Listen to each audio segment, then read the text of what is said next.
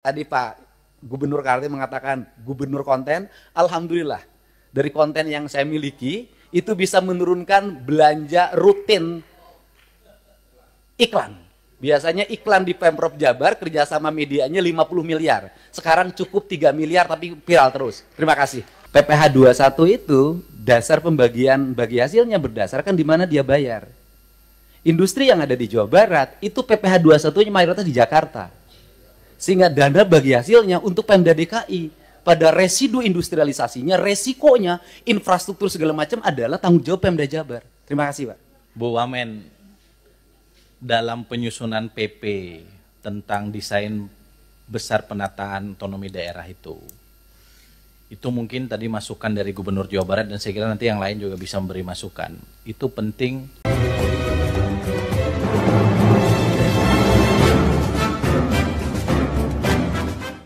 Assalamualaikum warahmatullahi wabarakatuh. Selamat siang, sampurasun. Teman-teman semuanya, selalu ditunggu gebrakan dan ide dari Kang Deddy Mulyadi, Gubernur Provinsi Jawa Barat. Hari ini Kang Deddy Mulyadi membuat gempar para gubernur seluruh Indonesia.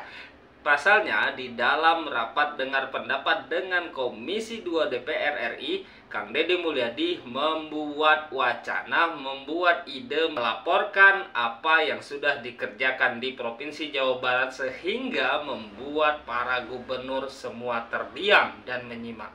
Oke, kira-kira apa paparan dari Kang Deddy Mulyadi? Kita simak videonya.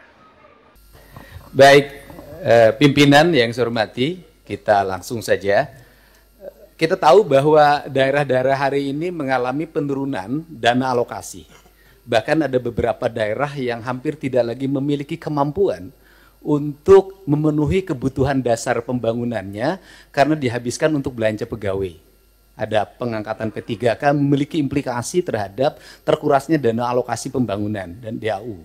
Kemudian yang berikutnya, setelah itu dana DAK mengalami penurunan, terutama di bidang infrastruktur.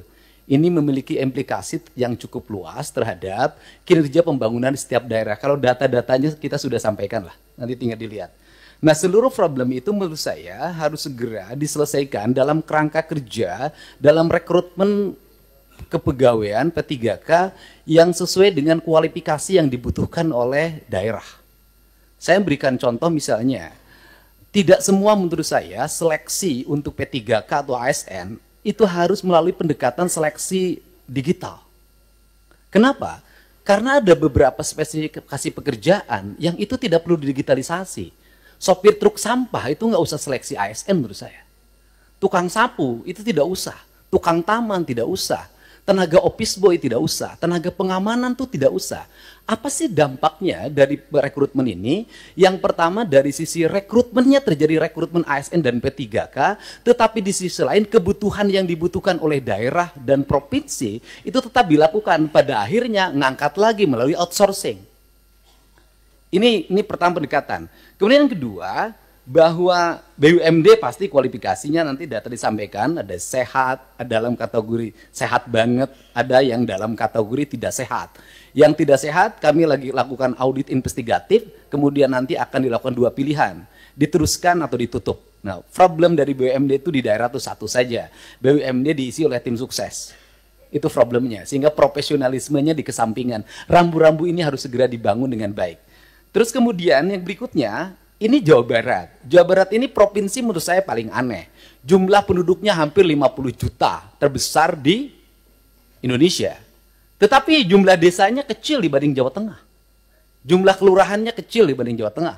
Jumlah kecamatannya kecil dibanding Jawa Tengah. Sehingga desa di Jawa Barat ada yang menanggung penduduk satu desa 150.000.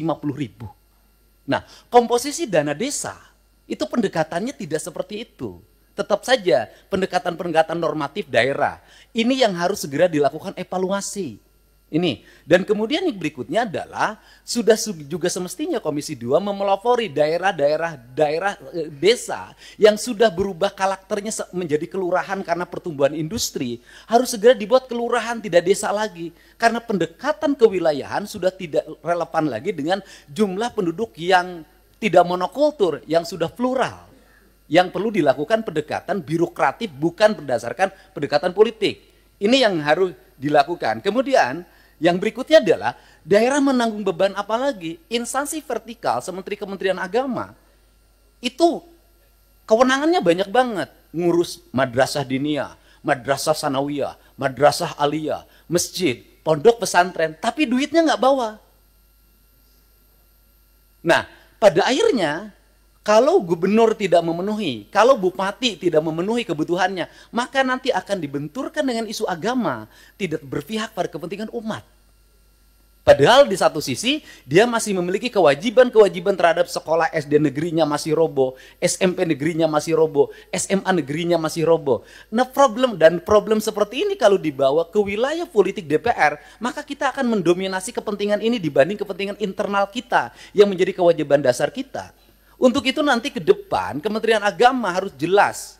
Kalau dia mengatakan bahwa masjid tanggung jawab Kementerian Agama, madrasah diniyah tanggung jawab Kementerian Agama, madrasah sanawiyah Kementerian Agama, madrasah aliyah negeri Kementerian Agama, termasuk juga madrasah aliyah swasta, pesantren adalah di bawah Kementerian Agama, uang di Kementerian Agama diperbanyak agar mereka bisa mandiri. Sehingga fiskal kabupaten, fiskal kota, fiskal provinsi sangat berimplikasi kuat bagi kesejahteraan publiknya dan bagi apa yang menjadi kewajiban dasarnya.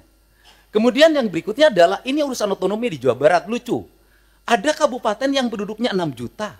Ada kota yang penduduknya hanya 250.000 tapi berbatasan.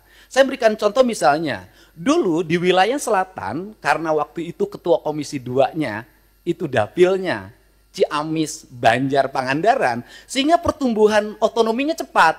Kabupaten Pangandaran, Kota Banjar, Kabupaten Ciamis. Tetapi di wilayah Bogor yang penduduk 6 juta sampai sekarang nggak berubah-ubah. Kemudian juga Kota Sukabumi berbatasan dengan Kabupaten Sukabumi. Kabupaten Sukabumi penduduknya banyak sekali, sedangkan Kota Sukabumi penduduknya kecil sekali. Kota Cirebon dengan Kabupaten Cirebon. Kota Cimahi berbatasan dengan Kabupaten Bandung, berbatasan Kabupaten Barat. Kotanya kecil sekali penduduknya. Tapi di sisi lain Kabupaten Bandung penduduknya besar sekali. Fiskal ini akan lahir tidak adil. Ada kota yang mendapat alokasi relatif baik, penduduknya sedikit. Ada kabupaten yang alokasinya tidak begitu besar, penduduknya besar. Pertanyaan saya adalah, ke depan bisakah dibuat inisiasi penambahan jumlah wilayah untuk sebuah wilayah? Misalnya, kalau Kabupaten Sukabumi susah sekali membuat daerah otonomisasi baru, bisakah sebagian dari wilayah Kabupaten Sukabumi diintegrasikan dengan kota Sukabumi, kotanya berubah jadi kabupaten? Ini percepatan untuk apa? Agar melahirkan rasa adil dalam percepatan pembangunan di Jawa Barat. Kemudian ke depan, bisakah dana alokasi umum standarnya bukan dari jumlah kabupaten, jumlah kota, jumlah desa, jumlah kelurahan? Bisakah standarnya adalah jumlah penduduk? Karena kalau pendekatannya hanya jumlah kota, jumlah kabupaten, jumlah kelurahan, maka Jawa Barat akan di bawah Jawa Tengah secara terus-menerus. Sedangkan beban residu akibat pertumbuhan industri berbatasan dengan ibu kota negara, berbatasan dengan Jakarta, itu memiliki implikasi luas dalam penanganan. Barangkali ini sebagai pengantar dari saya dalam pendekatan-pendekatan ke depan, dan ini amanah dari teman-teman di daerah. Semoga kebuntuan-kebuntuan ini bisa dilakukan percepatan-percepatan. Karena apa? Karena daerah diperlukan upaya-upaya kita untuk melakukan perubahan-perubahan, tidak boleh secara terus-menerus dengan pola monoton seperti ini. Nah, yang terakhir misalnya hari ini daerah harus beratraksi. Misalnya penurunan di sektor alokasi irigasi di BBWS. Itu kan harus ditutup lewat provinsi, karena itu kebutuhan dasar pertanian, kemudian daerah aliran sungai, dan itu berdampak pada banjir. Nah, ini juga akhirnya kita banyak menutup. Kita ini, dan akhirnya berbagai kegiatan di daerah, itu berbagai kebutuhan di daerah yang sebenarnya itu menjadi kewenangan pusat, itu pada akhirnya juga ditutup lagi oleh daerah. Ditutup lagi oleh daerah. Ini barangkali sebagai gambaran umum, saya ucapkan terima kasih. Semoga pertemuan ini memberikan manfaat. Untuk kita bikin formula, selama ini kan ada gairah yang besar untuk menghadirkan daerah otonomi baru, pemekaran. Tapi nomenklatur penggabungan dalam Undang-Undang Pemda, Undang-Undang nomor 23 tahun 2014 itu nggak pernah kita gunakan. Kita mekar terus, gabungnya nggak pernah. Nah, gabung selama ini selalu dikonotasikan dengan kabupaten yang ada gabung ke kabupaten yang lain. Itu kan ekstrim. Tapi pendekatannya bisa jadi beberapa kecamatan di sekitar daerah otonomi itu gabung karena daerahnya dekat. Tadi misalnya, ini kota Sukabumi, ini Kabupaten Sukabumi. Kecamatan-kecamatan yang dekat dengan kota Sukabumi, di Kabupaten Sukabumi itu gabung ke sini, kan gitu. Nah, formula-formula ini menurut saya itu penting. Kami sekarang sedang meminta Kemendagri, Pak Gubernur, para gubernur, untuk menyusun PP itu. Karena itu menjadi formula kita untuk nanti menentukan bagaimana desain penataan daerah di Indonesia ke depan. Pimpinan, ada satu lagi yang ini menjadi kegelisahan, adalah PPh 21, Pak. Pak Dirjen Keuangan Daerah itu dicatat, Pak. Termasuk dana transfer itu jangan di akhir tahun, Pak. Nanti kalau perlu nanti Dirjen Keuangan, Kementerian Keuangan atas izin pimpinan kita undang ke sini. Karena kalau enggak itu jadi silpa terus, seperti yang Kaltim dan semua nanti akan mengalami. Mereka dapat uang tapi nggak bisa digunakan. Nah, untuk apa? Luar biasa, sangat ditunggu, sangat dinanti bahwa wacana dan ide dari konsep Kang Deddy Mulyadi langsung disambut baik oleh teman-teman di DPR RI dan menjadi perhatian para gubernur. Semoga apa yang sudah dipaparkan dikerjakan dan hari ini dilaksanakan di Provinsi Jawa Barat juga bisa dipraktekkan ke seluruh wilayah di Indonesia. Hatur nuhun udah menyaksikan, kita kawal terus kebijakan gubernur kesayangan kita Kang Deddy Mulyadi. Assalamualaikum, sampurasun, bye-bye.